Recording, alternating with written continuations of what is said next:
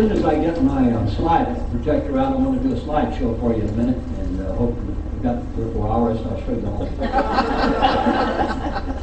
Actually, we do storytelling. That's the thing, and we love to do stories from back from the mountains and down here, and I guess she sort of drugged me into doing the storytelling stuff. Well, it hadn't hurt you any. I dragged him into storytelling for 3 very good reasons.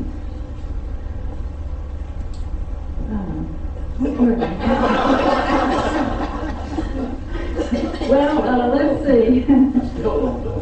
First of all, he's been a liar all his life. It's not going to hurt him to do it in a structured setting and serve us as a hedge toward our retirement. Secondly, he enjoys himself entirely too much, playing golf entirely too much with all of his old cronies. And thirdly, some of you know that Wayne has been retired 3 times. He's about to get it down pat now, about to get used to it, and I think it'll take. But there's one thing I kind of noticed about him. He was getting soft in the brain.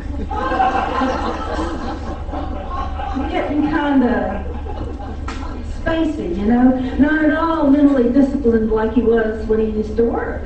So, just to give you an example, every morning the newspaper arrives, and he grabs it first thing. He clutches it. It is his possession for the first 2 hours that it's in the house. He reads the St. Augustine record from cover to cover.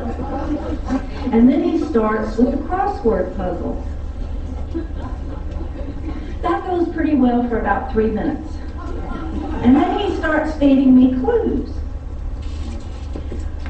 Honest to God, last week or the week before, he says to me, "What is a 4-letter word for Bambi? Is it a lamb?"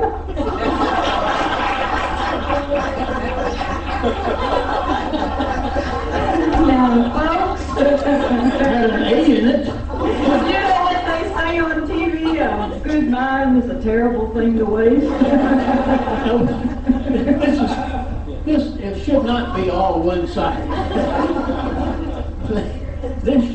There should be some equality in this preset here. I don't know.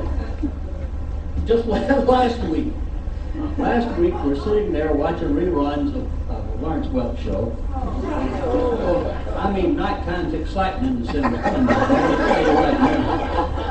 But I thought I'd get some ice cream. Now, you got to know this about Jane. She's persnickety about her ice cream. She'll hardly eat anything but Breyers. Well, it just so happened a few days later, I'd seen an ad in the paper with Publix had Breyers. You buy one, you get one free. So I headed off down to Winn-Dixie and bought some ice cream.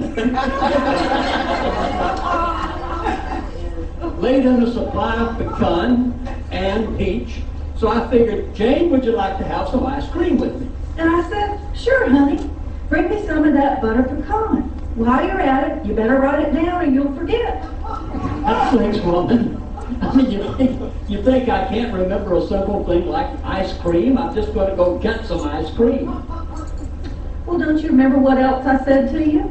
I said, "And while you're at it, why don't you bring me a couple of those really good homemade cookies that Emily made for you?" I mean, Emily, my daughter, is a talented cookie baker. Just imagine.